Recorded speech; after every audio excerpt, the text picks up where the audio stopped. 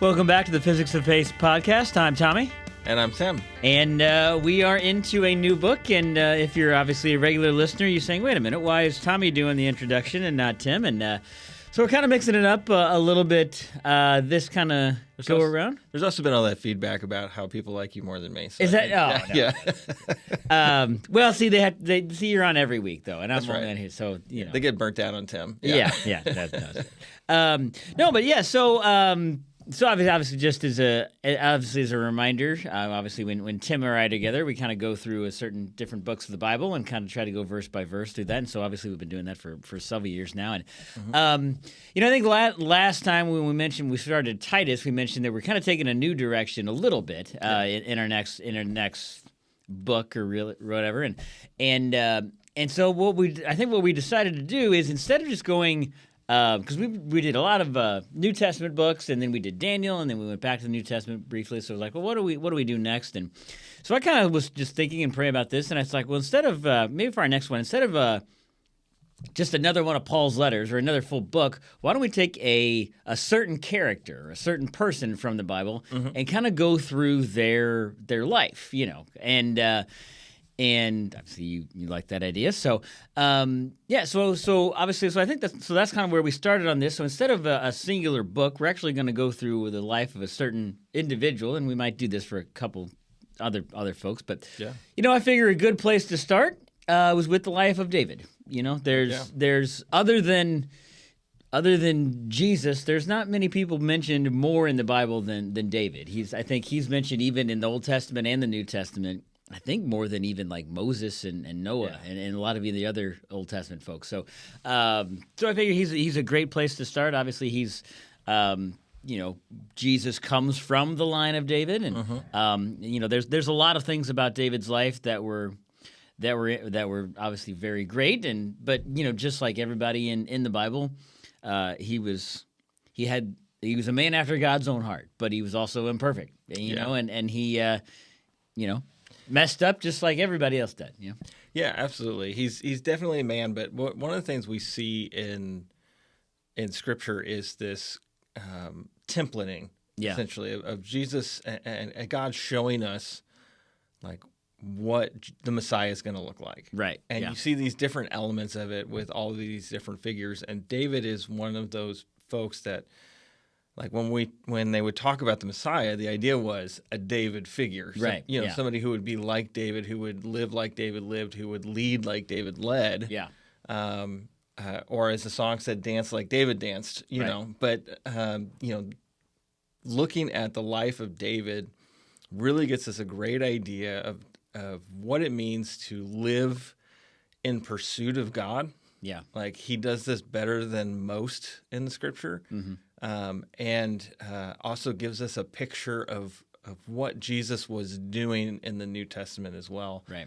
So I challenge everybody to look for those moments. Yeah, and I think that's a lot of things that people were so unexpected with Jesus, is that they expected, like you mentioned, another David, but a warrior king like David, and Jesus was the exact opposite. Right. Well, in the natural, at least the first time he came. Second time he comes back, it'll be a little different. But So before we kind of get into with this, obviously, mostly David's life is mostly the books of First and Second Samuel, and obviously you can look into Kings a little bit too, and so. For some of these weeks, we're not going to go exactly verse by verse, just because David's. We're not going to be able to go through his entire life because there's no book of David. There is no book of David, right? Yep, and and if there was, it would be pretty long. Yeah, it'd be pretty long. So some chapters we're just going to go probably verse by verse, like we will to start chapter 16 of First Samuel here. But some of the other ones we'll kind of jump around a little bit. We'll have to skip some pieces. We'll kind of mix and match a little bit things. So that's kind of where we're gonna get started with that. So, just to start out, just to kind of lead, I want to give a little bit of background to the life of David and kind of where we are in history and in the history of Israel. So, obviously, this is still very early on in Israel's history, and at one point, Israel kind of they asked God for a human king, and that doesn't make God too happy because he's like, they've rejected me as their king, Right. and so they asked for a human king.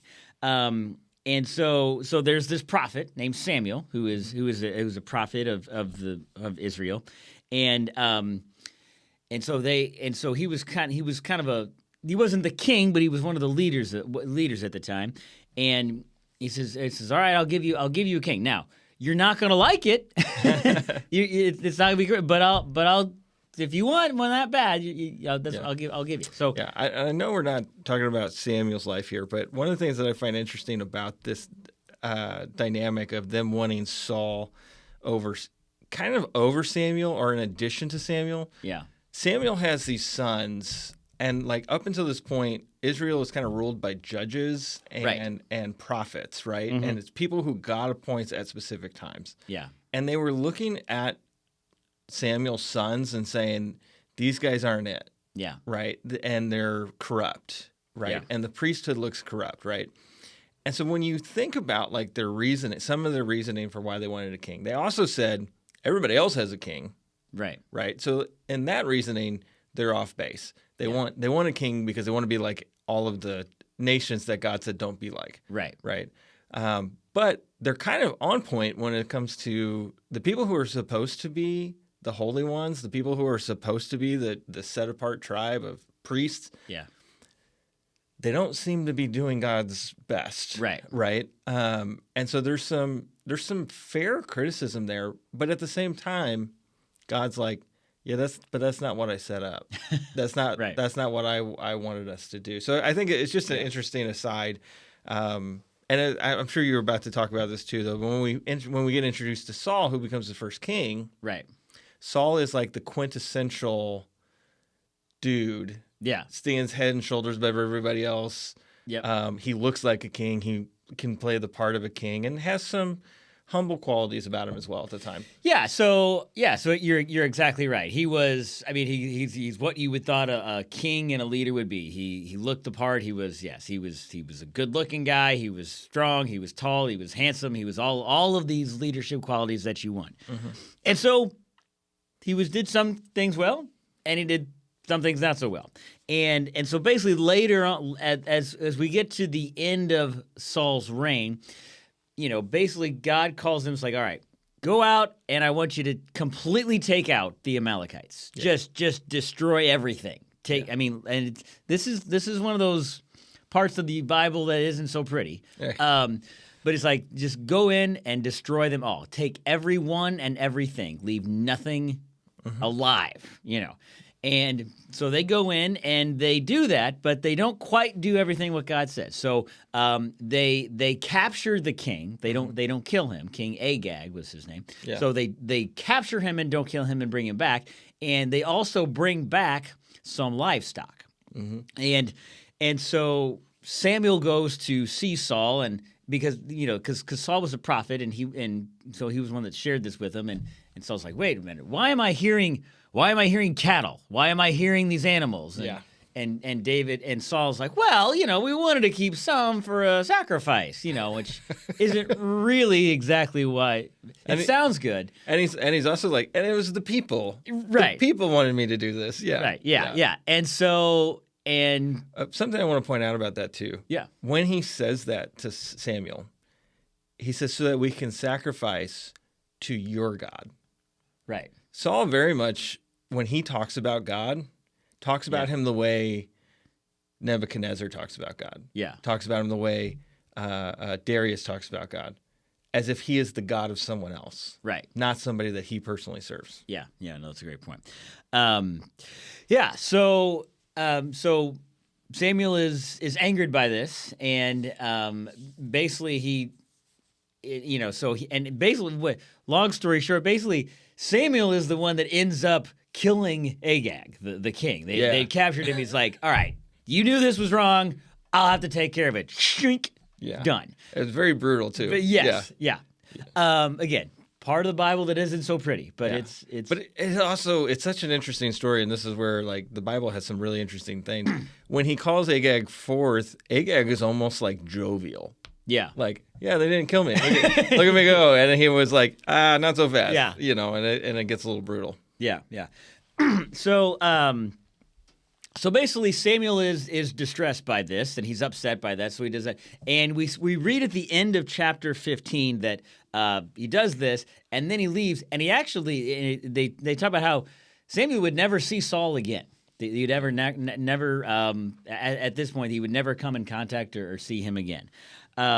So that's just kind of a little bit of leading up to where we are in the story of Israel and where we are. So I want to start in we're going to start in 1 Samuel chapter 16 is where we'll begin this story. And we'll start with verses 1 through 4. And so, as Tim always says, I read out of the NIV. You use the NASB. That's correct, yes. And as we say this all the time, neither one of those versions is right. Neither one of them is wrong. It's just kind of personal preference. I grew up with the NIV, so that's just kind of where I've always gone. Yeah. But read it again. Get a good version. Get a not the Message.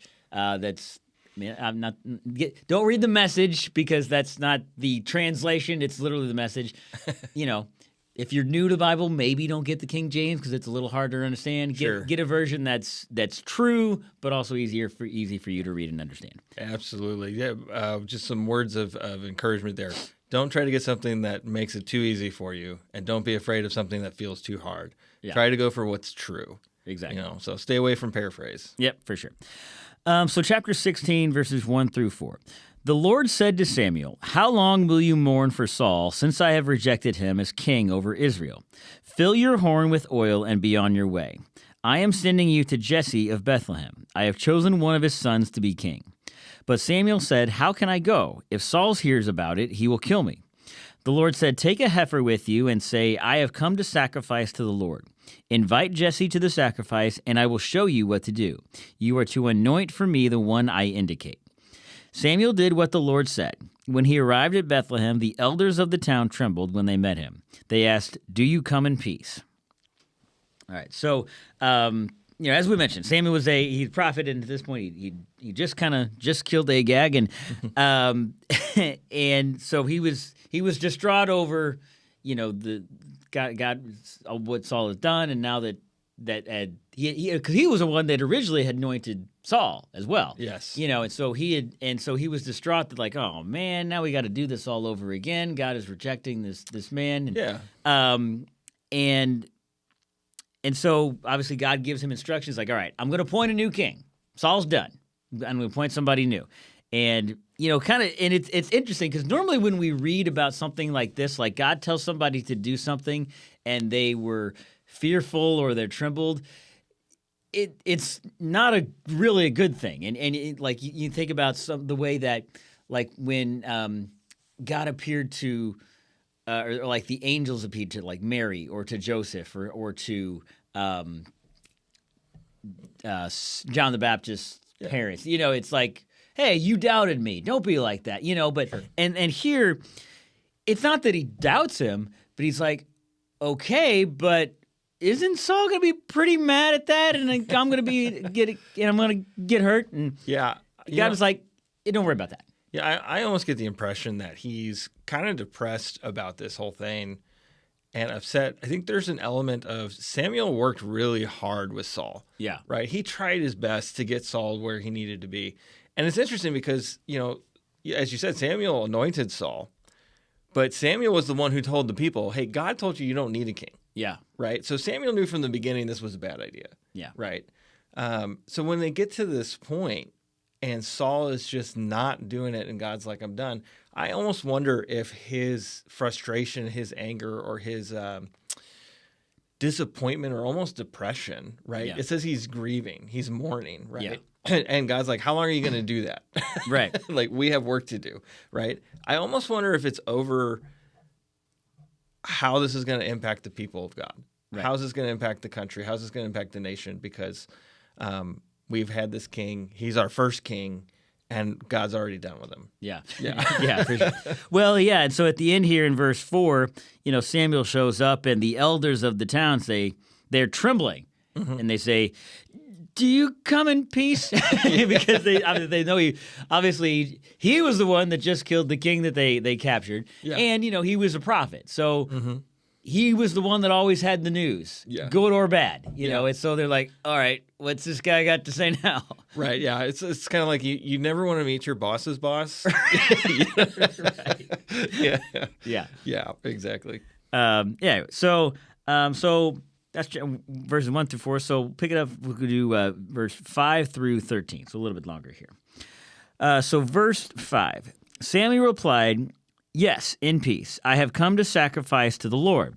Consecrate yourselves and come to the sacrifice with me." Then he consecrated Jesse and his sons and invited them to the sacrifice. When they arrived, Samuel saw Eliab and thought, "Surely the Lord's anointed stands here before the Lord." But the Lord said to Samuel, "Do not consider his appearance or his height, for I have rejected him. The Lord does not look at the things people look at. People look at the outward appearance, but the Lord looks at the heart." Then Jesse called Abinadab and had him pass in front of Samuel. But Samuel said, "The Lord has not chosen this one either." Jesse then had Shammah pass by. But Samuel said, "Nor has the Lord chosen this one." Jesse had 7 of his sons pass before Samuel, but Samuel said to him, "The Lord has not chosen these." So he asked Jesse, "Are these all the sons you have?" "There is still the youngest," Jesse answered. "He is tending the sheep." Samuel said, "Send for him. We will not sit down until he arrives." So he sent for him and had him brought in. He was glowing with health and had a fine appearance and handsome features. Then the Lord said, "Rise and anoint him. This is the one." So Samuel took the horn of oil and anointed him in the presence of his brothers, and from that day on the Spirit of the Lord came powerfully upon David. Samuel then went to Ramah. So he gets to down to Bethlehem and to Jesse, where God calls him to go, and he basically, this is what he's like: go to this town and meet this man, and I'll show you who to anoint, and so the first one he sees is the oldest son, Eliab, and he's like, "Oh well, this has got to be it, right? This guy, he's tall, he's handsome. I mean, it's like kind of Saul 2.0. Saul 2.0, exactly. And God says, no, not that guy. I know he looks the part, but that's not what I'm concerned about. I'm not concerned about the looks. I'm not concerned about the appearance. I'm concerned about the heart." Yeah. And that one is interesting to me because I'm pretty sure in the next chapter, when we see Goliath, Eliab is the one who questions David's heart. Yep. And I think there's something telling about this, that God sees this about Eliab before we see it about Eliab, which is how everything always goes. Yeah. Yeah, for sure. Yeah, so he shows him Eliab. He says, "No, not him." And then he has two others. He says, "Nope, not that one, not that one." He has seven of his sons pass by, and none of them know the right one. And obviously, Samuel knows the right thing here. He's obedient, and God is like, it is one of his sons. And so far, none of these guys are the one that God called. He's like, well, do you have anybody else? Because none of these are right. And so Jesse said, well, there's the youngest. And this kind of shows you what David's standing was in this family. So not only did he not get invited to this sacrifice and this feast, he has all his sons like, hey, here we go. We've got this big. He didn't even get invited. He's out tending the sheep, which also shows you that that was for the lowest. The guy watched the sheep, and it's also interesting because that kind of shows you a little bit about Jesse's family. It shows that they weren't real well off because that was usually the job of a servant, right? And so you have the youngest son who didn't get invited to this feast and this sacrifice, and he also doesn't even refer to him by name.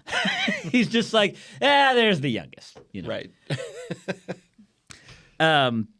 So he's like, yo, bring him here. We obviously we're missing something. So he goes and has him sent for him, so he goes to send for him, and he comes on. So we'll pick it up in verse 14. I'm going to point out real quick here too. We've talked about Saul, we've talked about Eliab looking the part, handsome men, right? Yeah.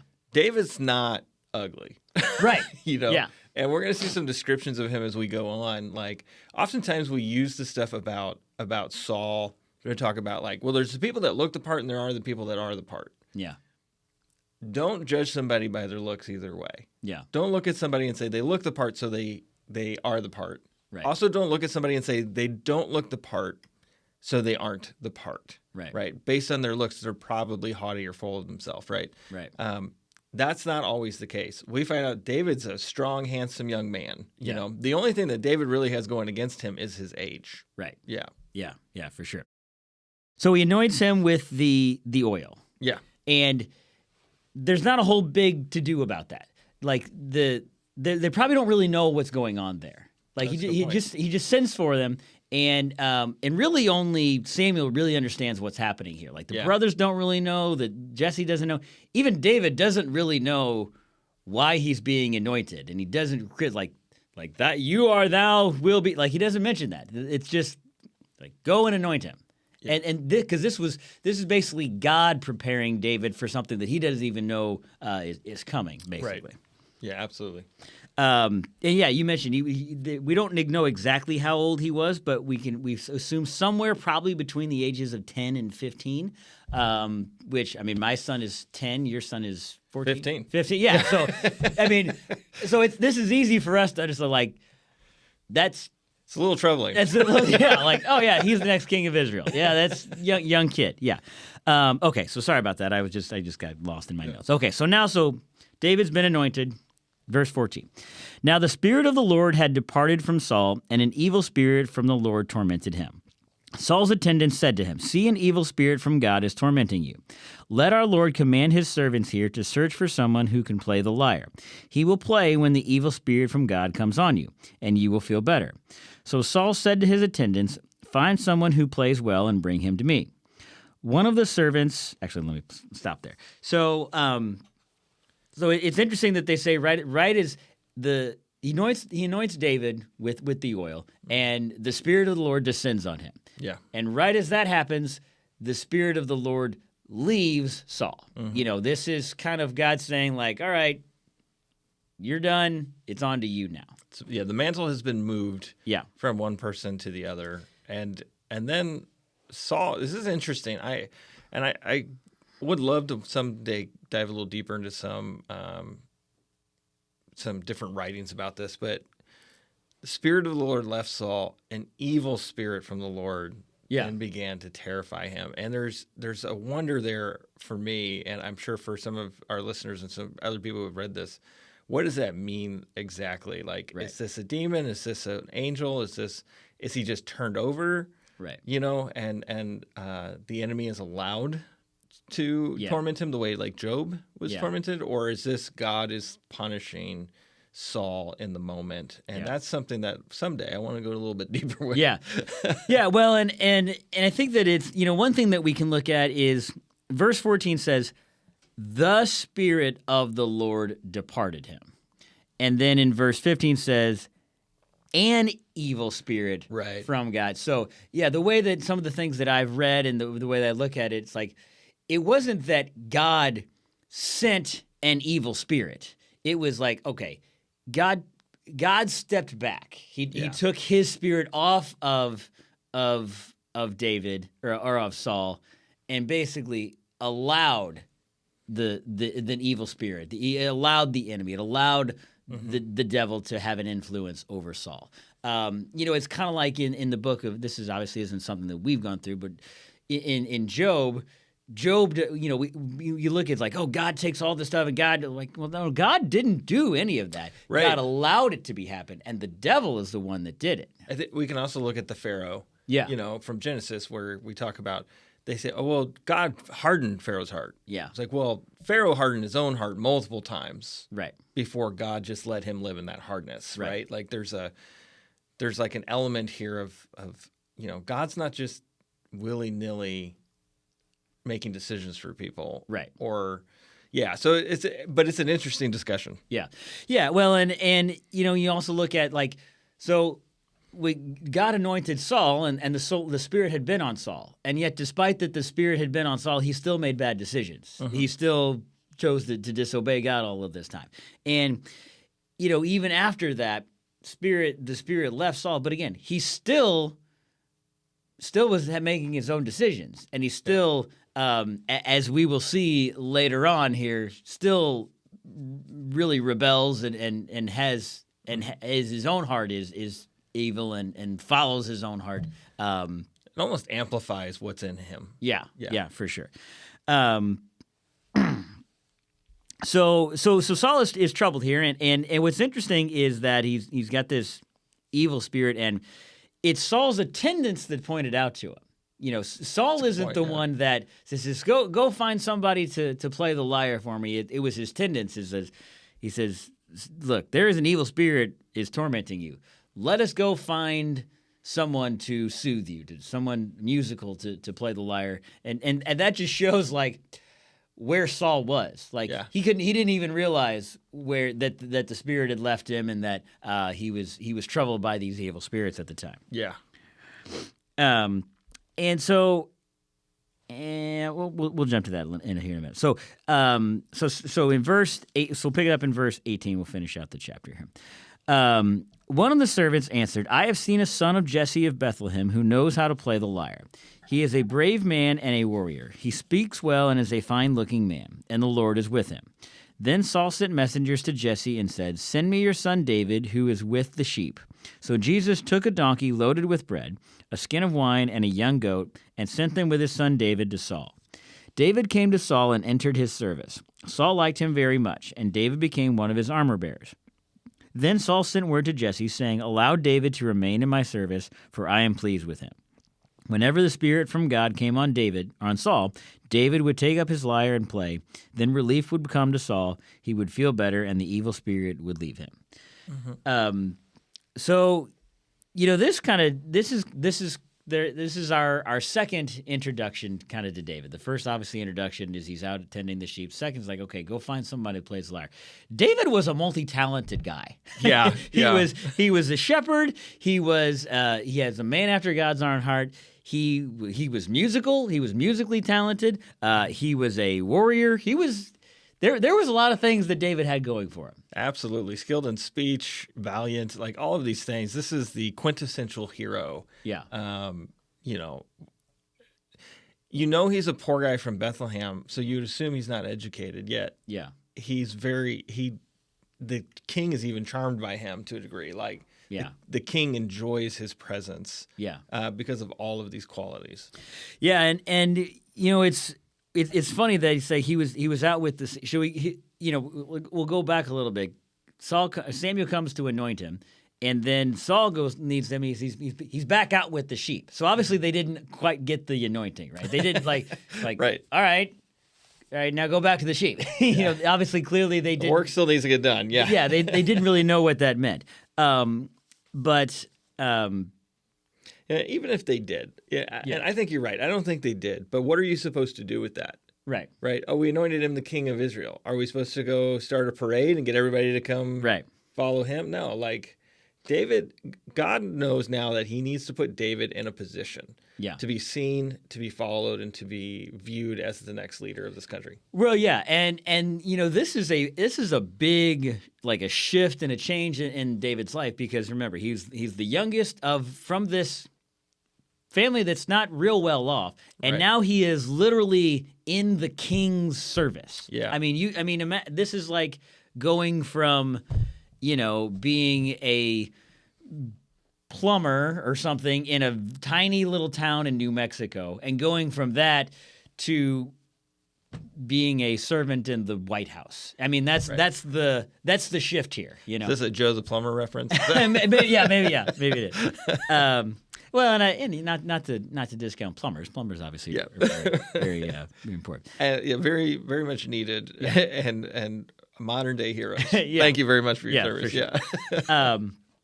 But I think this is, and what's important about this is this is the beginning of David's education.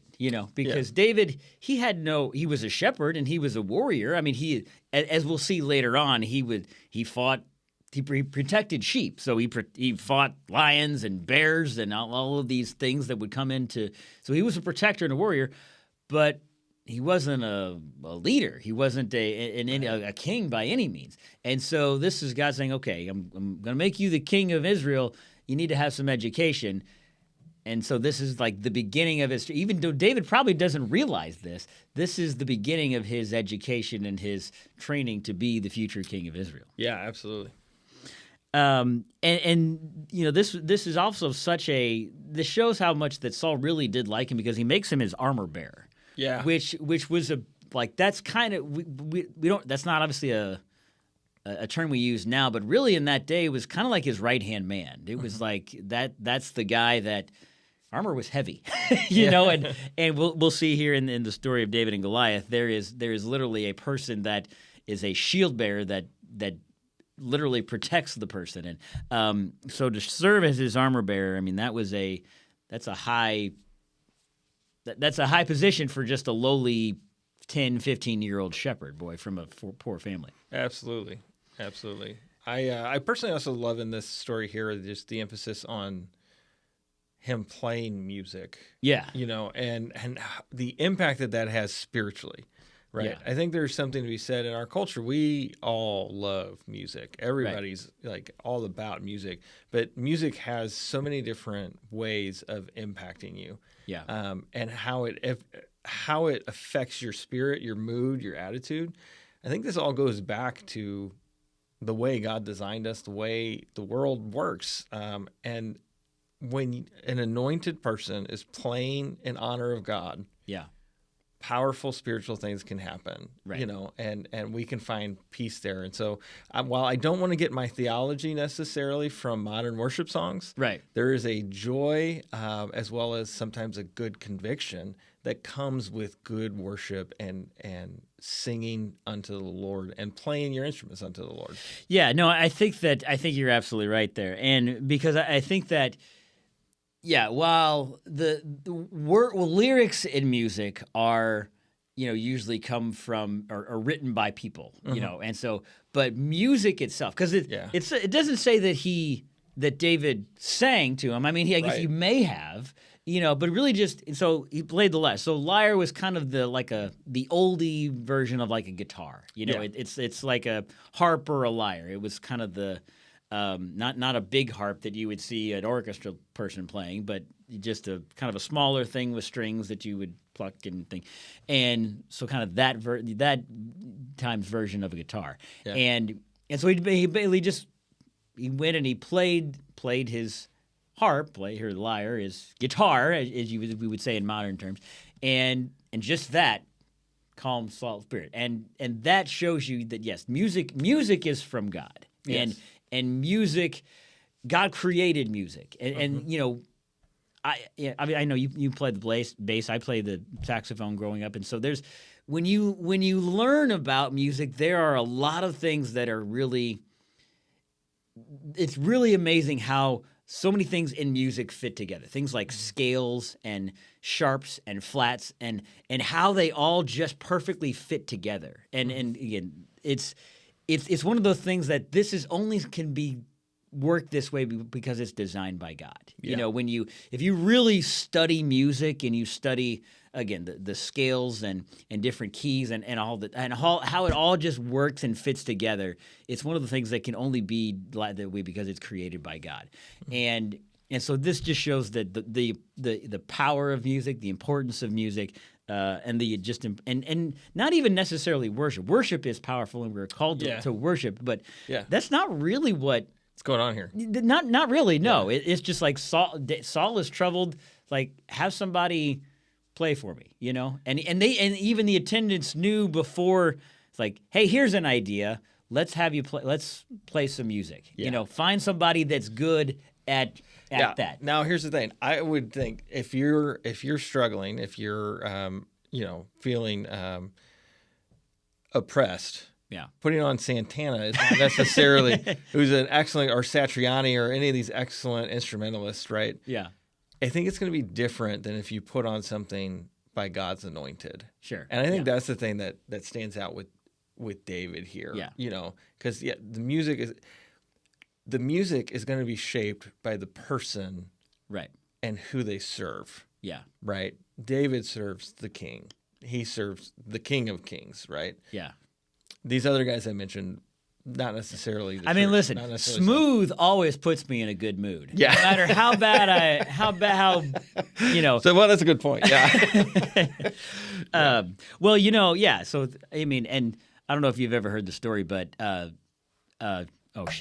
Stevie Ray Vaughan. Yeah. So the story, the legend of Stevie Ray, that he actually made a deal with the devil. Right. Yeah. Nobody knows what Stevie Ray Vaughan got, but the devil got guitar lesson. That's right. Yeah. That's fantastic. Anyway, there is something powerful and there is something spiritual about a skilled musician playing for God, and that's what we see David doing here, and that's what he does for Saul, and that's where David's relationship with Saul begins, and it's interesting to see, like, he calls this man in, young man. He's like, "Hey, I like this guy. I'm going to make you my armor bearer. You can play for me." Because it gets ugly later on. Sure does. And obviously we'll talk more about that as we go along. Anything else? No, I think this is a great introduction. This is our first introduction of David. I'm looking forward to going further. One of the things that always interested me about this is David meets Saul here, but like when he goes and has his encounter with Goliath, there's like these moments of like Saul not knowing who he is. And right. So like there's all these little kind of nuances in this story that I'm looking forward to us bringing out, and I'm looking forward to seeing how David lived his life. So I think this was a good start. Sounds good. All right. Well, we will. So that is 1 Samuel chapter 16 and the original the start of David's life. So we will continue. Again, like I said, we're not necessarily going chapter by chapter and verse by verse, but we will continue with the story of David part 2 next week, or not 2 weeks. Fantastic. All right. Thanks, Tommy.